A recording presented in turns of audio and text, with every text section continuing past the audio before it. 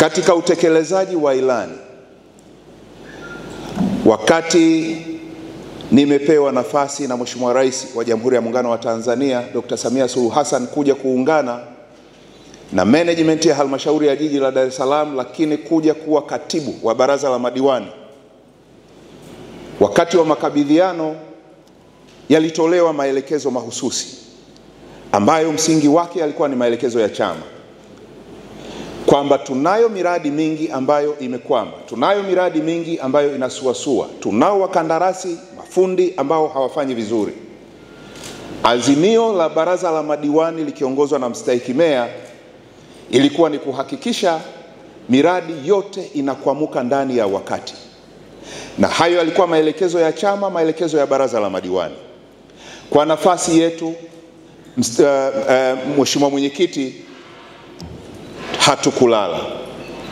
Maelekezo hayo tuliyachukua mimi pamoja na management yangu kwa kuazimia kwamba lazima tuwe na ziara za kila Jumamosi, kwa sababu kwanza hatuna muda, lakini mbili, wananchi wanayo matarajio makubwa na Chama cha Mapinduzi ndani ya wilaya yako, na utekelezaji wa majukumu ambayo msingi wake ni maelekezo ya chama, sisi kama watendaji tunapaswa kuyasimamia kila wakati, kila dakika, siku zote 7 za wiki, siku zote 365 za mwaka mzima. Chini ya uongozi wa Mheshimiwa mkuu wetu wa wilaya, katibu tawala wetu wa wilaya, tulifanya ziara. Tunayo miradi kadhaa ambayo tulichukua hatua, kama ambavyo imesemwa hapa na Mheshimiwa mkuu wa wilaya. Takribani mikataba 19 tuliivunja, na tuliivunja kwa umakini mkubwa bila ya kuisababishia hasara serikali. Mheshimiwa Mwenyekiti, baadhi ya miradi hapa inaonekana hapa nyuma. Tulikuwa na mradi mkubwa wa shule ya sekondari Kipunguni ambayo ilipaswa kukamilika miaka 2 au 3 iliyopita. Tulikuwa na shule au tuna shule ya sekondari Bonyokwa ambayo inatoka kwenye kata yako, ambayo pia ilipaswa kukamilika miaka kadhaa iliyopita. Lakini tuna kituo chetu cha afya cha Mzinga ambacho toka mwaka 2018 kilipaswa kuwa kimeshakamilika. Tulichukua hatua madhubuti kwa ujasiri mkubwa na kwa kuzingatia maelekezo ya baraza la madiwani na kamati zake zote, kuhakikisha kwamba miradi hiyo na miradi mingine inakamilika na inaonekana dhahiri. Lakini tuna mradi mwingine kwa mstahiki meya wa Nyamachoma. Mradi ule ulikuwa umekaa karibu miezi 9, karibu mwaka. Mradi ule hali kadhalika tulichukua maamuzi magumu ya kuondokana na fundi na mkandarasi ambaye alikuwa hapo.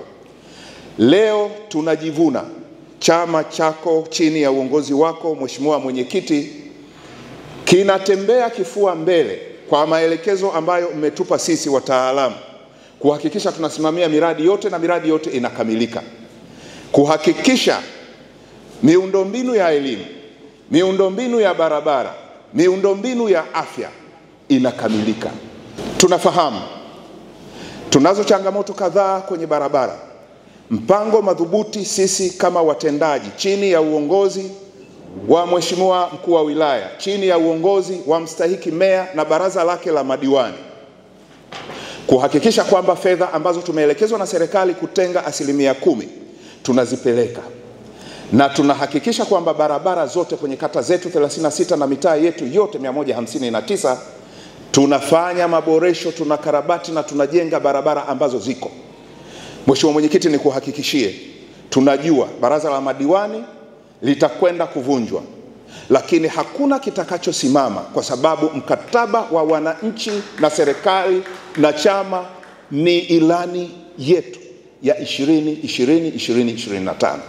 Tutasimamia na hatutalala, na tutaonyesha kwamba chama ambacho unakisimamia ndani ya wilaya yako kinafanya vyema. Nichukue nafasi hii kipekee na kwa dhati ya moyo wangu, kwa niaba ya watumishi wote wa halmashauri ya jiji la Dar es Salaam, kumshukuru Mheshimiwa Rais Dr. Samia Suluhu Hassan kwa nguvu kubwa na mapenzi mema ndani ya jiji la Dar es Salaam kutuletea fedha nyingi za kutosha ambazo zimekwenda kwenye utekelezaji wa miradi ya maendeleo ndani ya jiji la Dar es Salaam.